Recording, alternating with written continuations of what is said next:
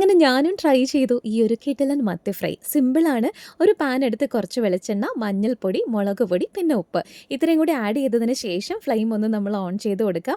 ആ പൊടികളുടെയൊക്കെ ഒരു പച്ചമണം മാറുമ്പോഴത്തേക്കും അതിലേക്ക് ഉള്ളി ചതച്ചതും ഇഞ്ചി വെളുത്തുള്ളി ചതച്ചതും പിന്നെ കുരുമുളക് അത് ചതച്ചത് തന്നെ ചേർത്ത് കൊടുക്കുക കേട്ടോ. അതെല്ലാം കൂടി ചേർത്തിട്ട് പൊടികളുടെ പച്ചമണം മാറിയതിന് ശേഷം കറിവേപ്പില ആഡ് ചെയ്ത് കൊടുക്കുക.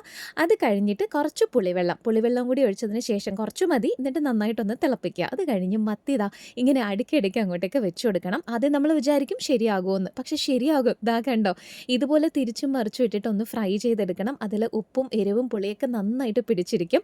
എല്ലാ മത്തിയും തിരിച്ചിട്ടതിന് ശേഷം കുറച്ച് കഴിഞ്ഞിട്ട് വീണ്ടും നമ്മളൊന്ന് കുറച്ച് കറിവേപ്പിലയും കൂടി ആഡ് ചെയ്ത് കൊടുക്കണം. കറിവേപ്പില കൂടിയാലും നല്ല ടേസ്റ്റാണ്. അതുപോലെ തന്നെ കുരുമുളക് ചതച്ചത് ഒന്നും കൂടി ചേർത്ത് കൊടുത്താലും നല്ലതാണ്.